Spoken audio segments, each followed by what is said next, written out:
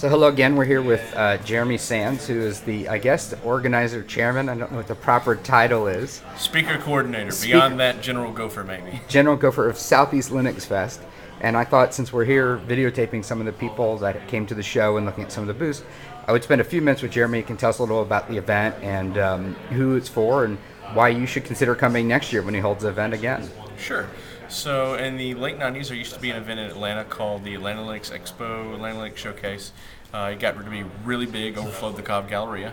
And in the late 90s, it ultimately ended up becoming Linux World out on the West Coast, leaving us in the Southeast with really nothing really Linuxy in the area.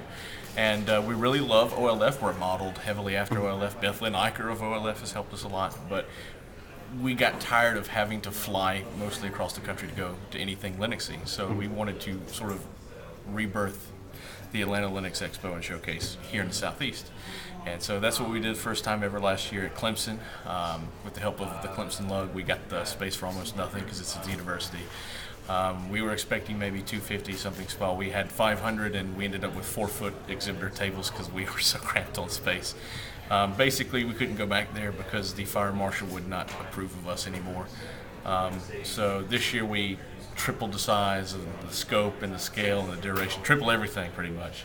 We're at the Spartanburg Marriott Hotel and we booked this place out, and it's really very much in the ilk of OLF and scale, a community-oriented event. You know, the T-shirts say "Celebrating the community that fuels Linux." That's a pretty good tagline as far as I'm concerned. And next year you plan to obviously to hold this event again. Mm-hmm. And is it going to be here or are you looking for a new location? We're going to do bidding. If there is a CVB anywhere in the general Southeast, we're going to try and contact them. And if people want to have the Southeast Linux Fest in their area, info at southeastlinuxfest.org, tell us about it, and we will contact the CVB, and the CVB will go out and bid on our behalf and see what we can turn up. And if people are interested in actually attending next year, because they see the videos this year and go, I should have gone, I need to go to this event, where should they go to keep track of what's happening for the 2011 event? Okay, so if you want to keep really close track, I'd recommend our IRC channel on Freenode, which is #Southeast Linux Fest. You'll find most of us are in there idling and generally horseplaying on the internet at all times. Aside from that, our website, though, right after the event, our website will be relaunched courtesy of the Drupal guys. We had Drupal Camp here this year, and Doug Van has been gracious enough to work on our website to improve it and relaunch it for next year. So there may be like a small time when you won't be able to get to the website after the event.